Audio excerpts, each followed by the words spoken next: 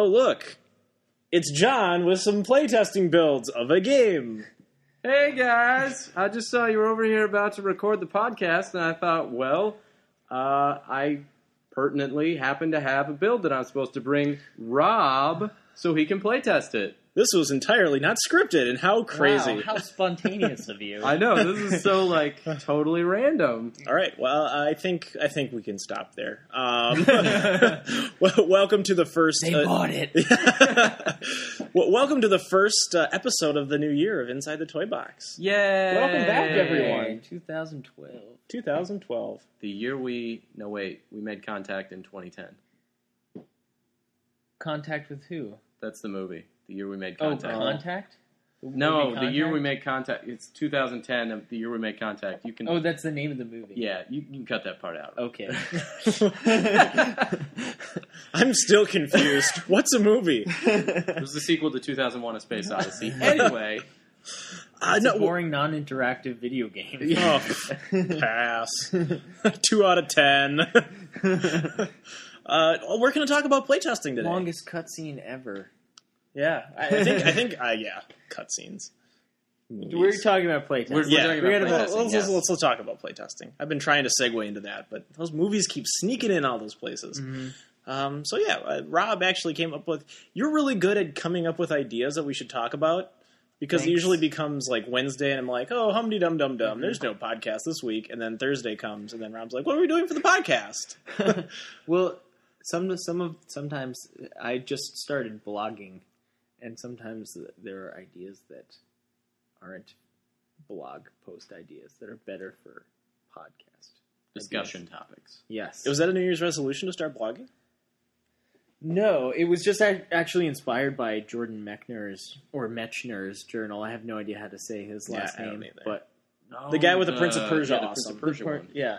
So I read his journal, and it was pretty cool, and I was like, I should journal just in case someday someone cares about this. You could be the next Prince of Persia designer. 25 years later, people will write about it.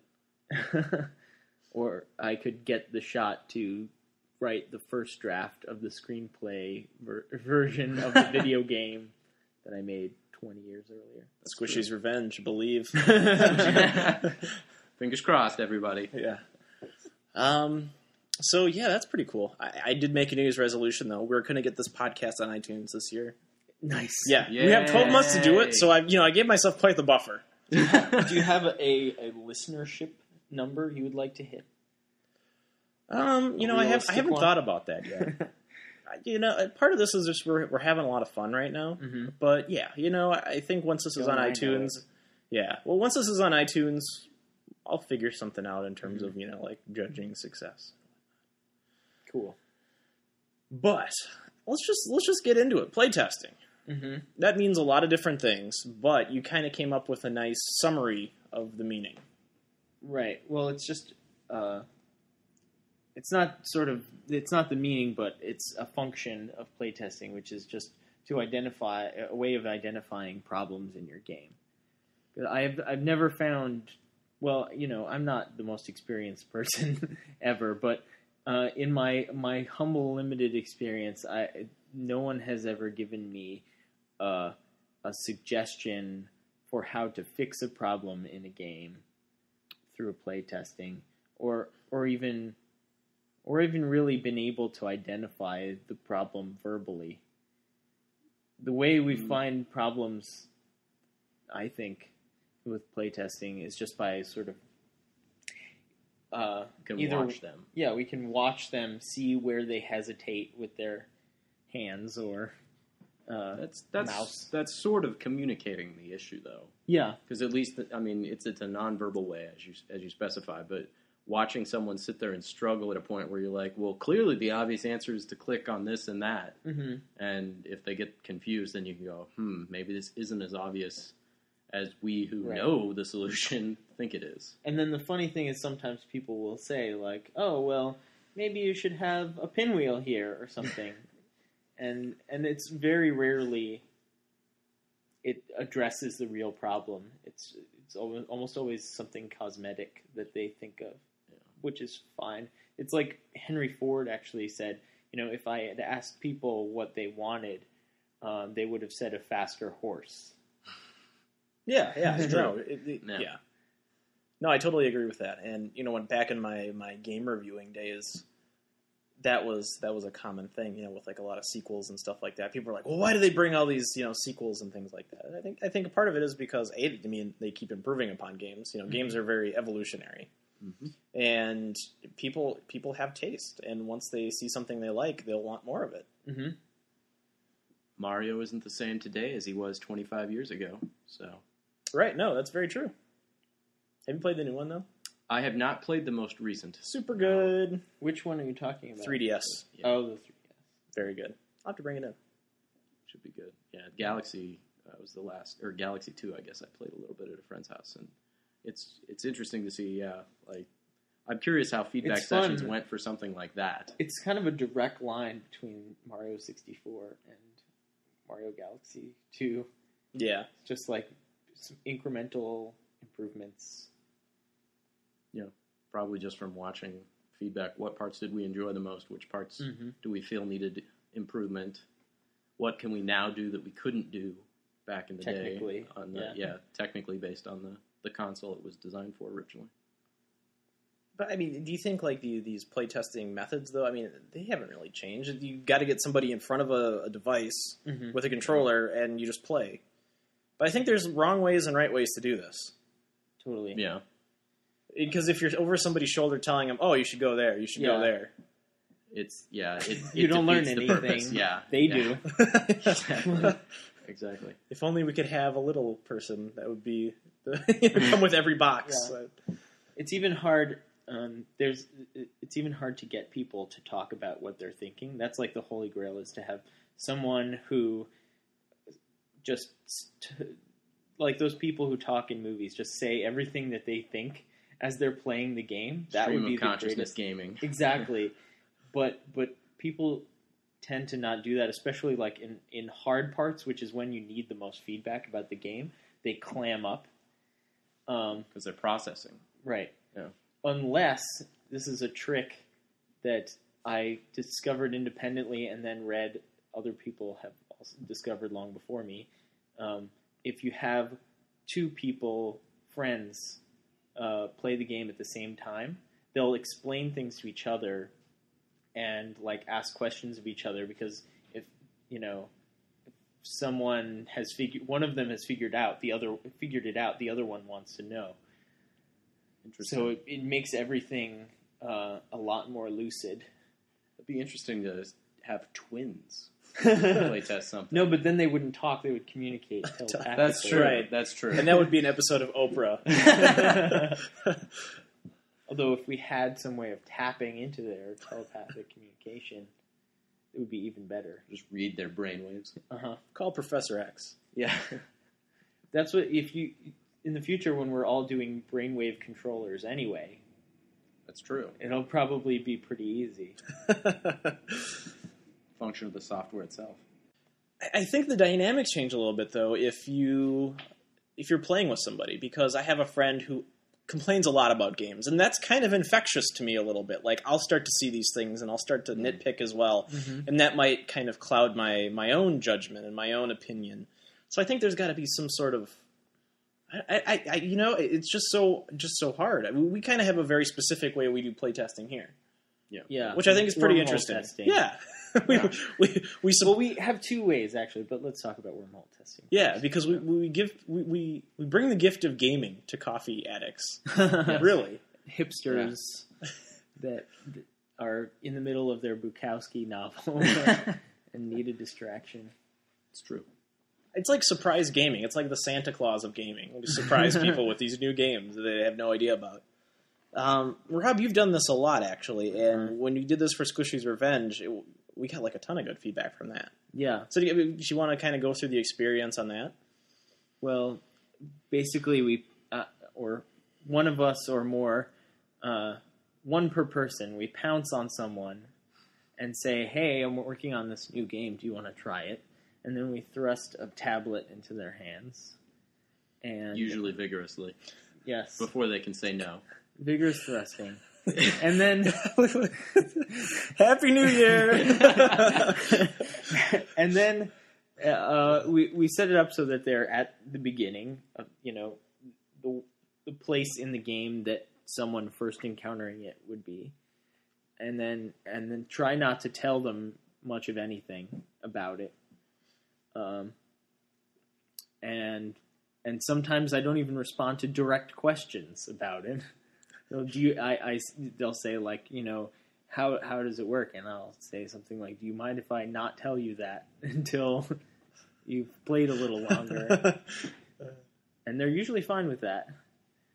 And then, as we were saying, I just watch people's body language and listen to their questions, and the questions are answers for me. So, and also nitpicking, that's fine too. Like, I don't think that's so much of a problem. Although sometimes if it's a game that I've designed, I get pretty steamed. I'm very sensitive, I guess, about people.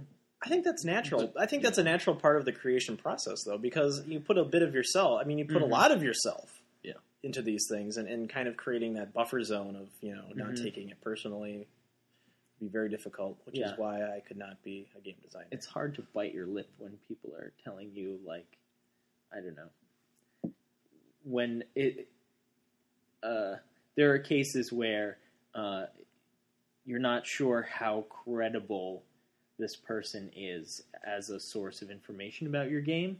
And so, especially the way we do it, which is very haphazard. Like, we don't screen these people.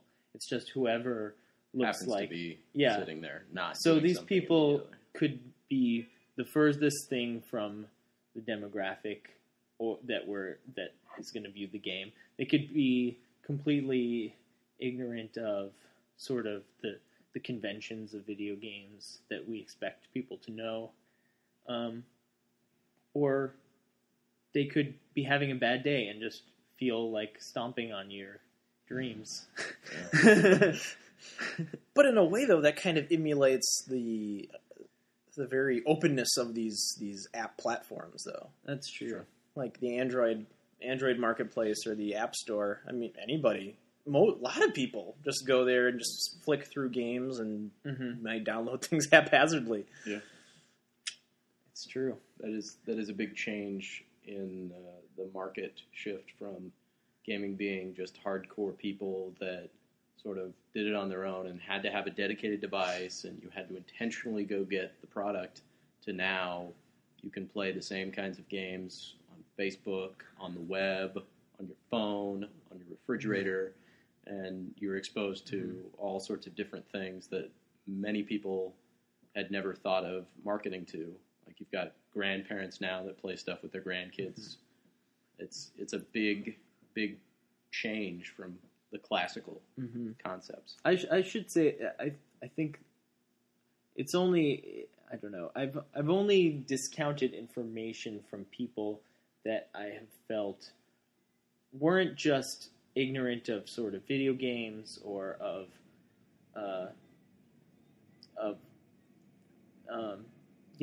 things that you would normally expect someone, a first-time gamer, to be new to things, but people who, there's a level where how did these people dress themselves in the morning, where I think it's fair to ignore their input. Do you know what I'm talking about? Like, people who don't understand that arrows point to things. Like, there is a level of that, but I mean, you gotta think. Okay, well, let's try and make this work for the broadest category. And obviously, there's going to be outliers, and if you are going for a target market, like, you can usually ignore input outside the target market if you're narrowly or outside a few standard deviations, and outside standard deviation points. But I mean, not all the feedback's going to be useful, and sometimes people don't know what they're saying. Like you said with Henry Ford, like, people would have said, "Oh, I just want a faster horse." So even people who are on target don't necessarily know what's up. Yeah, and that's where. But it's just they know what the feedback. problem is in a way, but when they suggest solutions, it's off the mark. Yeah. Sometimes, though, they think the problem is something unrelated. And then the feedback is completely... It's useful, but it's misleading in a sense. And that's where it's very difficult sometimes to interpret the information to get it with the root cause. Like when there's... Also, this would be more for like quality assurance testing, which is similar to play testing in some regards because it's someone playing the product. But occasionally you'll have people be like, oh, I'm stuck or frustrated on this part, and I don't get it and I don't understand it. And sometimes it's because you've completely missed something that you thought was incredibly obvious that playtesting might have fixed. And or it might be because they're coming from a perspective of, well, I think I know how it should work, not how it is working. And thus I perceive a problem that isn't necessarily there. It's just... It's just your prejudice. It's just a prejudice on something. It'd be like if you saw Mario, you would assume he could jump. That's a prejudice based on the fact that in every other Mario game, he can jump. But then if you're playing Dr. Mario... If you play Dr. Mario, you might look at that and go, why is Mario not running and jumping? But that doesn't necessarily mean it's wrong. It just means that there's a prejudice there.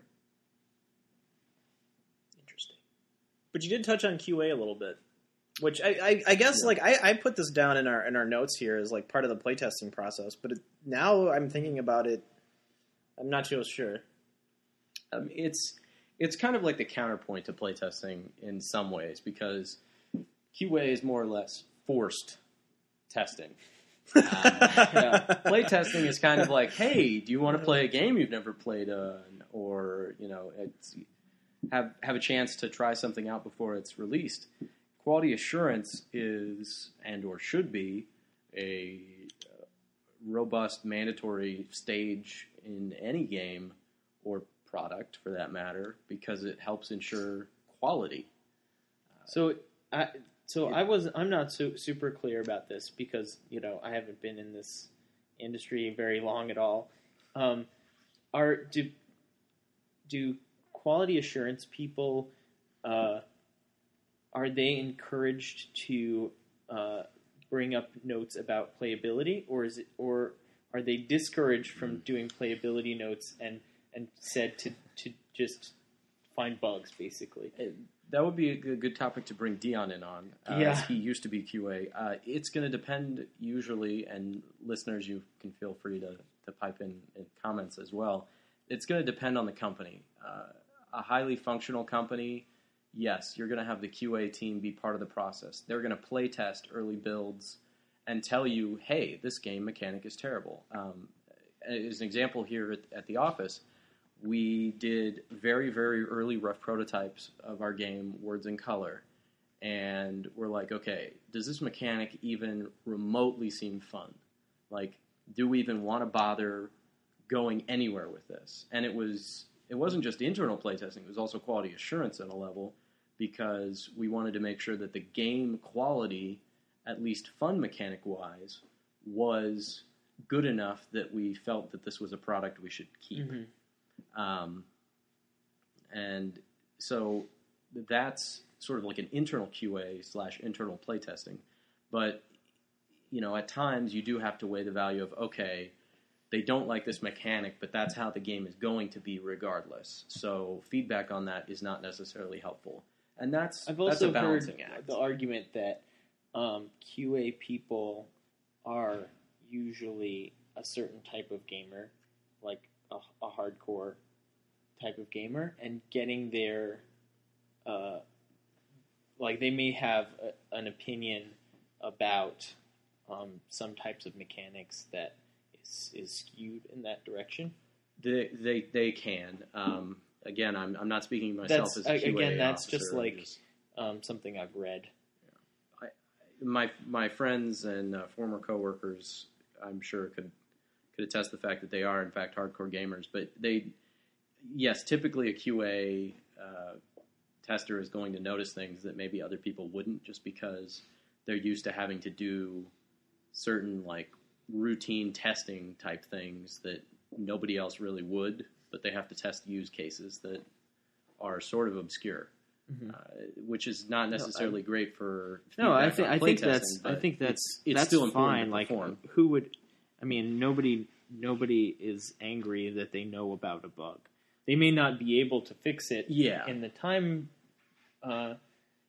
timeline, but generally that's fine. I was talking more about like when they're giving opinions about the gameplay.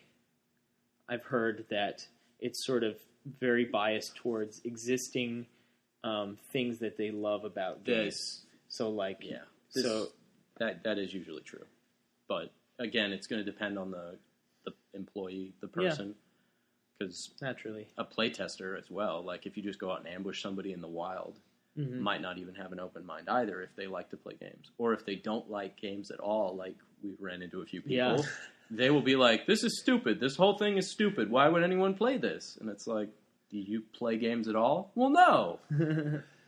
Okay. Would you ever buy? Would you ever buy a game ever? No. Okay. Why did you agree to test this? The one person was really great though. They were like, "I never ever play games except Tetris. If this game is like Tetris, then I will play it." And we were playtesting Bloxdrop. Yeah. And it was like Tetris. So it worked out. You're like, well, good sir. Do I have the thing for you? Yes, exactly. It is your lucky day. So the playtesters really, or I'm sorry, QA really doesn't get to say, "Oh, we need to tighten the graphics up on level 3." No? I think that's what I've learned so far. Dude, we gotta use that new model on this level. Isn't that what that commercial says, or something like that? Yeah, I don't know. It's been a while. It's on YouTube. In a functional design environment with a lot of team members, you might have QA be involved in some sort of decision making processes, but by and large, that's not the way it is, just because most companies don't have the time or money to go back and redo things once you get to a big, heavy testing stage. Not to say that there's anything wrong with that. It's just it's a feasibility. This is an industry, and we want to make the best product possible, and we do our... For the least money. Well, we do our but you also want to darndest. make something on the you put on the shelves that people can enjoy. Right. We do our darndest to make something we're very proud of at the end of the day. But at the same time, I mean, you've got to sit there and go, okay, well, we think it's fun. It seems to be good. It's, ship it. Let's ship it and see what people think. Because especially you don't want to be now like George Lucas and keep games. going and trying to tweak things for the rest of eternity. With downloadable games, there's Please even don't less sue me, George excuse Lucas. for releasing sort of a minimum viable game. Yeah, because you can always fix it up later, as long as you don't do anything destructive.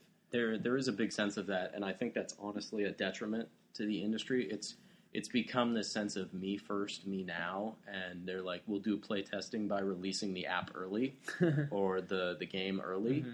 And while that's a valid way of gaining information, it also potentially it's too late. Yeah, like you really should, at least in my opinion, make sure that you think it's fun. And I'm sure most of the companies do test to make sure it's fun, but like early MMOs, and this may have something to do with more the industry itself, the MMO industry, would release things that were buggy, would crash frequently, and were almost unplayable at times, and try and get their monthly subscription fees because the cost of development is so high. And that may be some of the reason why, like a lot of now that we're in a time where there's a lot of independent startup companies and smaller, like 1 or 2 man teams, not everybody can be like Braid, where they work on something for 3 years, and then only release a highly polished, finished product.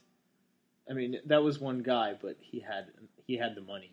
Yes, yeah, and he did have the money and the luxury to do that. And you've got bigger companies like Blizzard, where they work on like Diablo, and I mean, the beta's been out. That's playtesting in a manner. Blizzard's a company that will sit there and take the feedback and the statistical information gained, I'm sure, from people playing the game, and they'll redo whole sections, I'm sure. Yeah, think about Glitch. And yeah, they went out of beta, or they went back into beta after releasing. Yep. Yeah. Just because I guess the statistics they were seeing, the feedback wasn't what they wanted. and they want to make sure the game is perfect. But I think that's an interesting twist in the whole play testing of games is metrics and data-driven design choices. And that's very different than, kind of what we were talking about as... Interpersonal, sort of. Right, seeing how somebody interacts with it, judging their body language, it's very... Squishy. Yeah. Hey, squishy. This metrics thing is somewhat of a new phenomenon, I think, with the dawn of Facebook games, and I think there are scores of blog posts and things written about it already. But I think that's just an interesting point to bring up as well. I think in some ways it's more informative, and in some ways it's less. It's more informative because, again, you can identify problem areas in a game with some high degree of confidence. It's not just this crazy person. You've got like hundreds of people who are stuck on this level, say. Yeah. But it's less explicit about what the problem is. So this is the problem area that we're having. Like, people aren't clicking this. But we can't see like, because, another window was over it or something. Like, I mean, maybe that's a bad example because we can see those things, but if it's a technical problem, but sometimes it's like, they're distracted by something, or, we don't get that experience of you're not watching them really play it. You're not seeing how they interact with it. It'd be like if you had a kid play with, when they do play testing of toys, they'll put a kid in a room with a whole bunch of different toys and see what they play with.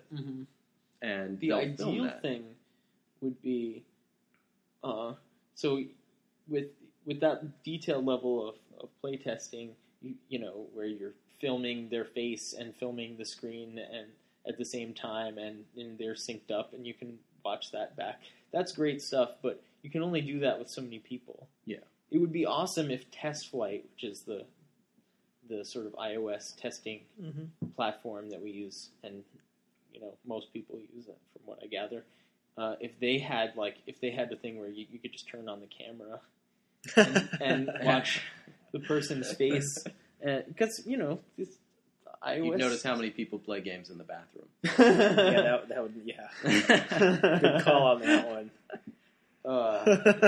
But problem area right there. Well, I mean, maybe you could give people the option, like, is it okay if we turn on the camera right now? Yeah, and start recording. Does that have any sort of like feedback section where you can play it and then you can very easily hit like a button and say, "What am I thinking right now?" No, I think what it is, it's just like a very easy way to get access to like a developer mode in your iPhone. So people who, there are people, they need to have some degree of technical savvy, but instead of loading the IAPs or whatever the file extension is, just makes I know it's an easy way it's an easy way for us to push updates as well as communicate that there is new version of the test application. Yeah, but there's no feedback built into it except for the analytics. Like, we can see when they go to the next level and when they tap certain things. And Gotcha. So we send out, like, when the updates send any feedback to us. So that's how that goes. Gotcha. Well, is there anything else we want to hit before we close out the first episode of the new year? Just using playtesting as a gate for green lighting a game. Oh, yes. All right. So, we have millions of game ideas at this studio, especially. I don't know. It seems like it's an environment where people feel free to express their game ideas, which is fantastic. But we can't implement all of them, and luckily, some of us can prototype them by ourselves, and some of us need to have a buddy. Buddy system. Yeah. I would need a buddy. So, making a prototype is a great way to just sort of demonstrate, this idea that I described last week. It could actually be fun. It's not just this. It's not just an idea. Yeah. It's not like the 3 a.m. infomercial. Oh man, this is going to be the greatest thing ever. And then it arrives in the mail, and you're like, oh. So that's something we've done a bunch of times. Is we've done play testing with paper prototypes and with digital ones, and that's sort of the way a lot of our games have been greenlit. Is that we show to the decision makers our prototype, and maybe they get feedback from some other people who've played it, and then they have a more informed way to say yay or nay. Yeah, that is one nice thing about the electronic system is once you have something that's at least runnable, and this would harken more to prototyping, not playtesting, but then you can have the general public playtest it and get their feedback. Because again, obviously the people who make it are going to be relatively invested in it because they thought of it, or they programmed it, or they made the art for it. But if you take a random Joe off the street and you see something that's clearly rough, not finished, and yet you still go, I really did enjoy this and this and this. Our workflow you've is hit on especially something. good because we've been doing games almost exclusively in HTML5 for a while, and I think we're allowed to say that. Yeah, oh yeah. And I think the public knows. Let's say it a few more times. HTML5. In fact, we're looking at HTML6. But Oh wow, We're from the That's future. one better. we're from the future, yes. our HTML goes to 11. And so the distribution is like not an issue. It's just a web page. It's very, that has been, I know, super helpful, at least from the standpoint of making sure people can see the builds, because then, like, I've put the framework up for the thing we're working on right now, and then, like, Jess, our artist, was able to see the art as soon as it was available, basically as I was doing it.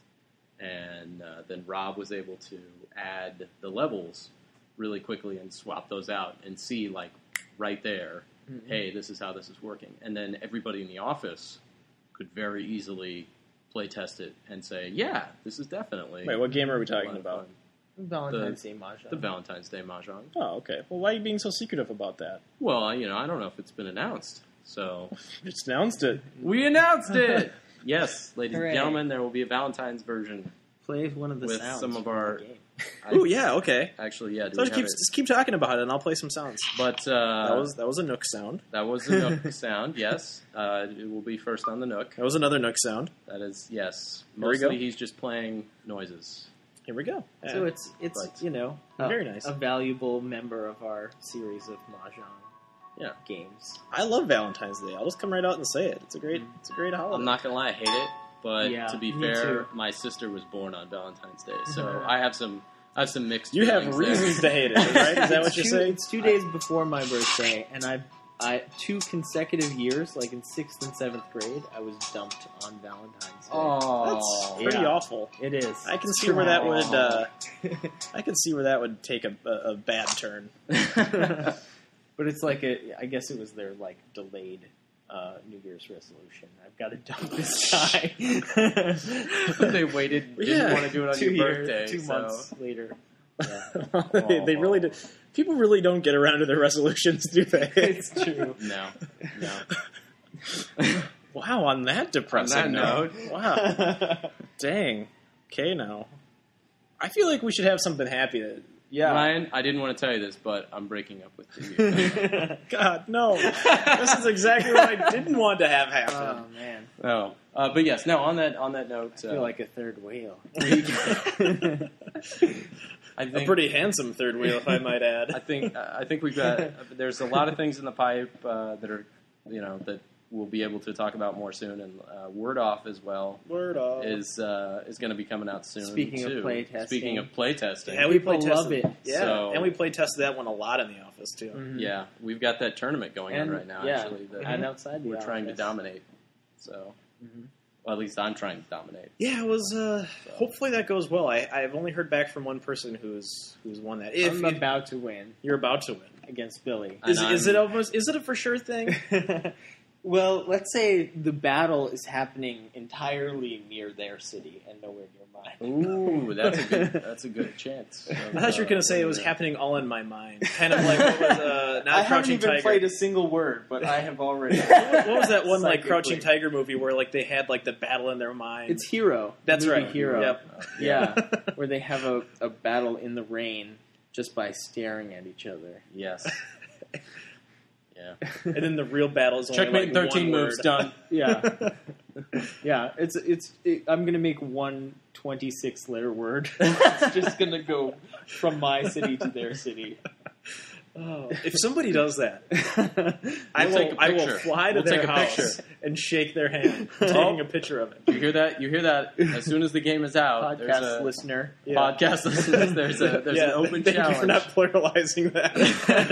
There's an open challenge. Ryan will fly there and shake your hand if you play a 26-letter I word. really hope there's not a 26-letter word. I don't I know. hope that our management will honor that agreement. Whoa! Nobody said Ryan wouldn't be paying for it himself. Oh man! All right. Well, I think okay. We ended it on a happy note now. Yeah. Yes. So thanks for listening to us ramble about playtesting. This has been Ryan, Rob, and John. I don't think we introduced ourselves early, but now you're getting the ramp down. I think that's the I'm calling that the pro term. That you can follow us on Facebook at facebook.com/ToyStudioGames and on Twitter at ToyStudioGames. ToyStudio.com is our website. And wordoff.com. Visit that. You will Coming soon. Coming soon. You put can your visit us in person. and visit us in in person. Chicago. In Chicago. Seriously, True. no, just Drop on by. send us an email at community@toystudio.com. We will play a game of Word Off with you if you want to just stop by. Absolutely. It's true. We will beat you too. We won't. Not physically. We won't. No, but- not physically. but we're not going to go easy on you just because you came from West Armpit, Minnesota, to visit us. Hey, that's where I'm from. No, I'm being serious. I thought you were from East Armpit. Maybe. I forget. He's from Ann Armpit. Thanks for listening. But yeah. I think that's Yeah, it. thank- We're done. thank you for Hooray! listening. Yay! Yay! 2012. Hooray for Wait, the is new it year. 2012 or is it? It's It's the last year 2012. ever. Well, it's kind of whatever.